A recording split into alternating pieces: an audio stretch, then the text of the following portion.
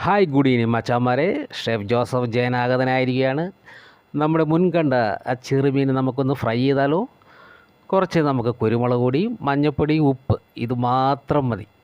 ഇത് നമ്മളൊരു പാത്രത്തിലേക്കിട്ട് നമ്മുടെ പൊടിമീൻ അങ്ങോട്ട് മിക്സ് ചെയ്തിട്ട് ഒരല്പം നേരത്തേക്ക് ചുമ്മാ വെക്കുക. ശേഷം നമ്മുടെ ചീനച്ചട്ടി പ്രത്യേകം ശ്രദ്ധിക്കുക, ചീനച്ചട്ടി അതിലേക്ക് നമ്മൾ വേപ്പില മാത്രം ഇട്ട് അതിൽ നമ്മുടെ മീൻ അങ്ങോട്ട് ഫ്രൈ ചെയ്യാൻ തുടങ്ങുക.